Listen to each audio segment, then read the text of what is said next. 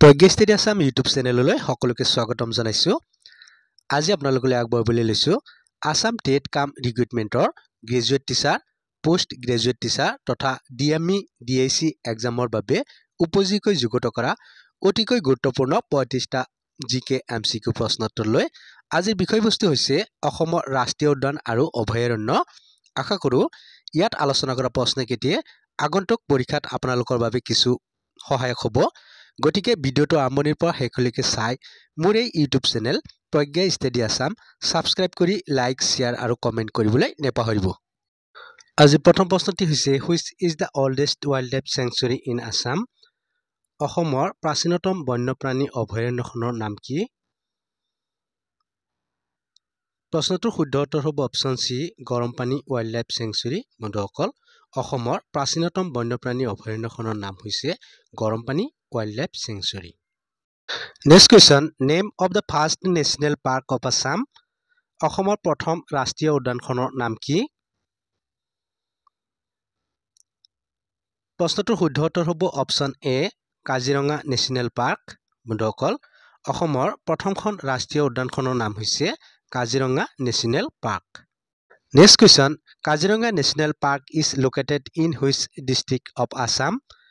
কাজিৰঙা ৰাষ্ট্ৰীয় উদ্যানখন অসমৰ কোনখন জিলাত অৱস্থিত? প্ৰশ্নটোৰ শুদ্ধ উত্তৰ হ'ব option B Golaghat and Nagaon. বন্ধুসকল, কাজিৰঙা ৰাষ্ট্ৰীয় উদ্যানখন অসমৰ গোলাঘাট আৰু নগাঁও জিলাত অৱস্থিত। Next question, when Kaziranga national park কাম আণ্ডাৰ টাইগাৰ প্ৰজেক্ট? কেতিয়া কাজিৰঙা ৰাষ্ট্ৰীয় উদ্যানক বাঘ প্ৰকল্পৰ অন্তৰ্ভুক্ত কৰা হৈছিল? প্ৰশ্নটোৰ শুদ্ধ উত্তৰ হ'ব অপশ্যন চি 2006। বন্ধুসকল, 2006 চনত কাজিৰঙা ৰাষ্ট্ৰীয় উদ্যানখনক বাঘ প্ৰকল্পৰ অন্তৰ্ভুক্ত কৰা হৈছিল। Next question, in which year Kaziranga national park was declared a world heritage site by UNESCO? কোন চনত কাজিৰঙা ৰাষ্ট্ৰীয় উদ্যানখনক বিশ্বৰ ঐতিহ্য স্থান হিচাপে ইউনেস্কোৱে ঘোষণা কৰিছিল? প্ৰশ্নটোৰ শুদ্ধ উত্তৰ হ'ব অপশ্যন ডি 1985। বন্ধুসকল, 1985 চনত কাজিৰঙা ৰাষ্ট্ৰীয় উদ্যানক বিশ্ব ঐতিহ্য হিচাপে ইউনেস্কোৱে ঘোষণা কৰিছিল।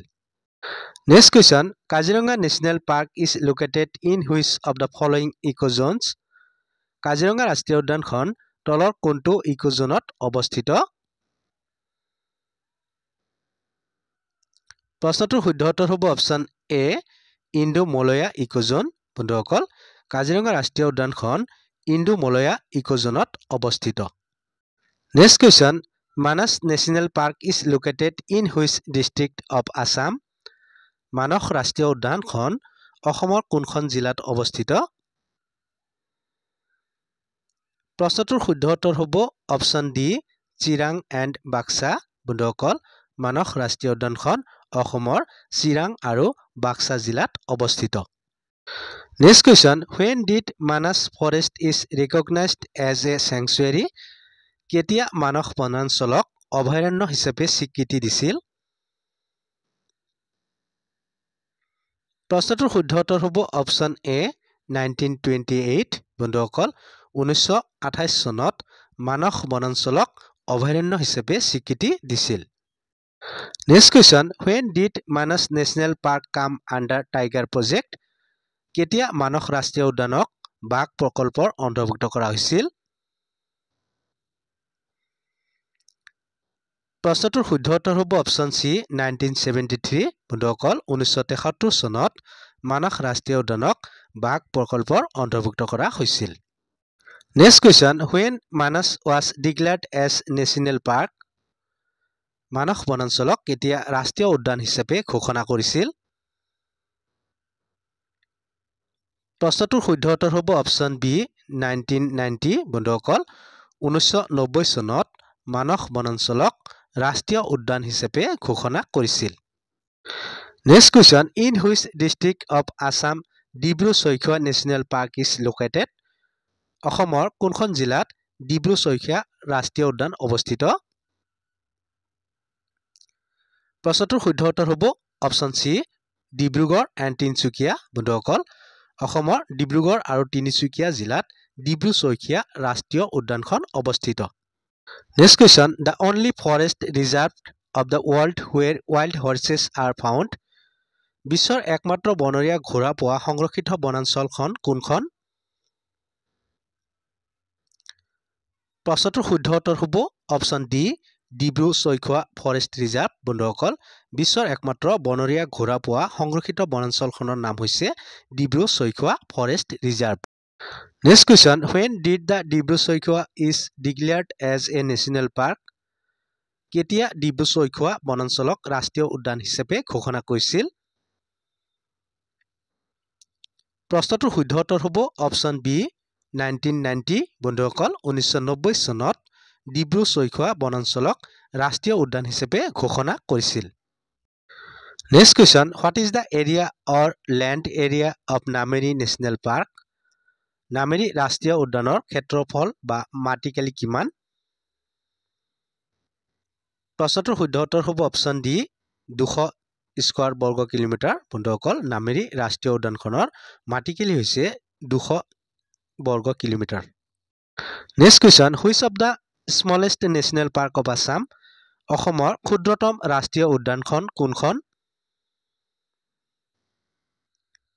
প্ৰশ্নটোৰ শুদ্ধ উত্তৰ হ'ব option C, Rajiv Gandhi Orang national park. বন্ধুসকল, অসমৰ আটাইতকৈ ক্ষুদ্ৰতম ৰাষ্ট্ৰীয় উদ্যানখনৰ নাম হৈছে ৰাজীৱ গান্ধী নেশ্যনেল পাৰ্ক অৰ্থাৎ Orang national park. Next question, when did the name of the Nameri forest reserve change to northward forest reserve? কেতিয়া নামেৰী ফৰেষ্ট ৰিজাৰ্ভৰ নাম সলাই নৰ্দৱাৰ্ড ফৰেষ্ট ৰিজাৰ্ভ ৰখা হয়? প্ৰশ্নটোৰ শুদ্ধ উত্তৰ হ'ব অপশ্যন চি, 1974। বন্ধুসকল, 1974 চনত নামেৰী ফৰেষ্ট ৰিজাৰ্ভৰ নাম সলাই নৰ্দৱাৰ্ড ফৰেষ্ট ৰিজাৰ্ভ ৰখা হয়। Next question, when did Nameri is declared as a sanctuary? Nameri বনাঞ্চলক কেতিয়া অভয়াৰণ্য হিচাপে ঘোষণা কৰা হয়? প্ৰশ্নটোৰ শুদ্ধ উত্তৰ হ'ব অপশ্যন ডি, 1985। বন্ধুসকল, 1985 চনত নামেৰী বনাঞ্চলক অভয়াৰণ্য হিচাপে ঘোষণা কৰা হয়। Next question, when did Nameri forest is declared as a national park? Nameri বনাঞ্চলক কেতিয়া ৰাষ্ট্ৰীয় উদ্যান হিচাপে ঘোষণা কৰা হয়? প্ৰশ্নটোৰ শুদ্ধ উত্তৰ হ'ব অপশ্যন চি, 1998। বন্ধুসকল, 1998 চনত নামেৰী বনাঞ্চলক ৰাষ্ট্ৰীয় উদ্যান হিচাপে ঘোষণা কৰা হয়। Next question, when did Orang was recognized as a sanctuary? Orang বনাঞ্চলক কেতিয়া অভয়াৰণ্য হিচাপে স্বীকৃতি দিছিল? প্ৰশ্নটোৰ শুদ্ধ উত্তৰ হ'ব অপশ্যন ডি, 1985। বন্ধুসকল, 1985 চনত ওৰাং বনাঞ্চলক অভয়াৰণ্য হিচাপে স্বীকৃতি দিছিল। Next question, when did central government recognized Orang as a national park? কেন্দ্ৰীয় চৰকাৰে কেতিয়া ওৰাং বনাঞ্চলক ৰাষ্ট্ৰীয় উদ্যান হিচাপে স্বীকৃতি দিছিল? প্ৰশ্নটোৰ শুদ্ধ উত্তৰ হ'ব অপশ্যন বি, 1999। বন্ধুসকল, 1999 চনত কেন্দ্ৰীয় চৰকাৰে ওৰাং বনাঞ্চলক ৰাষ্ট্ৰীয় উদ্যান হিচাপে স্বীকৃতি দিছিল। Next question, which national park of Assam is one of the last strongholds for the wild water buffalo? অসমৰ কোনখন ৰাষ্ট্ৰীয় উদ্যানক বনৰীয়া মহৰ শেষ দুৰ্গ বুলি কোৱা হয়? প্ৰশ্নটোৰ শুদ্ধ উত্তৰ হ'ব অপশ্যন এ, কাজিৰঙা নেশ্যনেল পাৰ্ক। বন্ধুসকল, অসমৰ কাজিৰঙা ৰাষ্ট্ৰীয় উদ্যানক বনৰীয়া মহৰ শেষ দুৰ্গ বুলি কোৱা হয়। Next question, Pabitora sanctuary is located in which district of Assam? Pabitora অভয়াৰণ্যখন অসমৰ কোনখন জিলাত অৱস্থিত? প্ৰশ্নটোৰ শুদ্ধ উত্তৰ হ'ব অপশ্যন চি, মৰিগাঁও জিলা। বন্ধুসকল, পবিতৰা অভয়াৰণ্যখন অসমৰ মৰিগাঁও জিলাত অৱস্থিত। Next question, when did Barnadi forest is declared as a sanctuary? কেতিয়া বৰনদী বনাঞ্চলক অভয়াৰণ্য হিচাপে ঘোষণা কৰা হয়? প্ৰশ্নটোৰ শুদ্ধ উত্তৰ হ'ব অপশ্যন ডি, 1981। বন্ধুসকল, 1981 চনত বৰনদী বনাঞ্চলক অভয়াৰণ্য হিচাপে ঘোষণা কৰা হয়। Next question, total number of wild life century in Assam? অসমৰ সৰ্বমুঠ কেইখন বন্যপ্ৰাণী অভয়াৰণ্য আছে? প্ৰশ্নটোৰ শুদ্ধ উত্তৰ হ'ব অপশ্যন ডি 18 অৰ্থাৎ 18খন বন্ধুসকল অসমত সৰ্বমুঠ 18খন বন্যপ্ৰাণী অভয়াৰণ্য আছে next question the largest wildlife century in Assam অসমৰ সবতকৈ ডাঙৰ বন্যপ্ৰাণী অভয়াৰণ্যখনৰ নাম কি প্ৰশ্নটোৰ শুদ্ধ উত্তৰ হ'ব option B Marat Longri wildlife sanctuary বন্ধুসকল অসমৰ সবতকৈ ডাঙৰ বন্যপ্ৰাণী অভয়াৰণ্যখনৰ নাম হৈছে Marat Longri wildlife sanctuary next question which sanctuary of Assam is famous for golden langur অসমৰ কোনখন অভয়াৰণ্য সোণালী বান্দৰৰ বাবে বিখ্যাত প্ৰশ্নটোৰ শুদ্ধ উত্তৰ হ'ব অপশ্যন বি চক্ৰশিলা ৱাইল্ডলাইফ চেঞ্চুৰী বন্ধুসকল অসমৰ চক্ৰশিলা বন্যপ্ৰাণী অভয়াৰণ্যখন সোণালী বান্দৰৰ বাবে বিখ্যাত next question gibbon wildlife sanctuary is located in which district of Assam gibbon বন্যপ্ৰাণী অভয়াৰণ্যখন অসমৰ কোনখন জিলাত অৱস্থিত প্ৰশ্নটোৰ শুদ্ধ উত্তৰ হ'ব অপশ্যন বি যোৰহাট ডিষ্ট্ৰিক্ট বন্ধুসকল গিবন বন্যপ্ৰাণী অভয়াৰণ্যখন অসমৰ যোৰহাট জিলাত অৱস্থিত next question which wildlife century in the density of rhino population in highest of the Assam অসমৰ কোনখন বন্যপ্ৰাণী অভয়াৰণ্যত আটাইতকৈ বেছি গড়ৰ ঘনত্ব পোৱা যায় প্ৰশ্নটোৰ শুদ্ধ উত্তৰ হ'ব option A Pobitora wildlife sanctuary বন্ধুসকল পবিতৰা বন্যপ্ৰাণী অভয়াৰণ্যত গড়ৰ ঘনত্ব আটাইতকৈ বেছি next question which national park of Assam famous for elephant অসমৰ কোনখন ৰাষ্ট্ৰীয় উদ্যান হাতীৰ বাবে বিখ্যাত প্ৰশ্নটোৰ শুদ্ধ উত্তৰ হ'ব option A Nameri national park বন্ধুসকল অসমৰ নামেৰী ৰাষ্ট্ৰীয় উদ্যানখন হাতীৰ বাবে বিখ্যাত next question Nameri national park শ্বেয়াৰ its northern boundary with which wildlife sanctuary of Arunachal Pradesh অসমৰ নামেৰী ৰাষ্ট্ৰীয় উদ্যানৰ উত্তৰ ভাগ অৰুণাচলৰ কোনখন বন্যপ্ৰাণী অভয়াৰণ্যৰ লগত মিলি আছে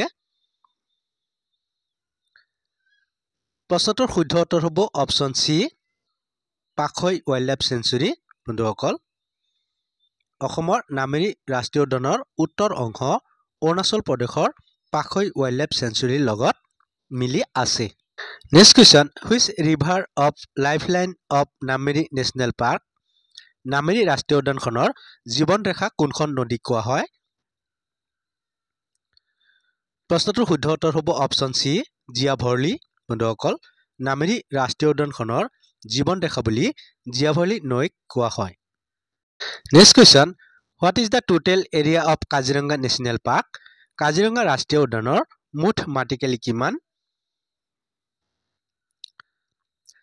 প্ৰশ্নটোৰ শুদ্ধ উত্তৰ হ'ব অপশ্যন এ 430 বৰ্গ কিলোমিটাৰ বন্ধুসকল কাজিৰঙা ৰাষ্ট্ৰীয় উদ্যানৰ মাটিকালি হৈছে 430 বৰ্গ kilometre next question which of the Assam is a wildlife sanctuary is popular as BBP wildlife sanctuary অসমৰ কোনখন বন্যপ্ৰাণী অভয়াৰণ্যক বিবিপি বন্যপ্ৰাণী অভয়াৰণ্যৰ নামেৰেও জনপ্ৰিয় প্ৰশ্নটোৰ শুদ্ধ উত্তৰ হ'ব option C Bherjan Borajan Padumani wildlife sanctuary বন্ধুসকল অসমৰ বিবিপি নামেৰে জনপ্ৰিয় অভয়াৰণ্যখনৰ নাম হৈছে Bherjan Borajan Padumani wildlife sanctuary next question when did Raimona forest is declare as a national park Raimona বনাঞ্চলক কেতিয়া ৰাষ্ট্ৰীয় উদ্যান হিচাপে ঘোষণা কৰা হয়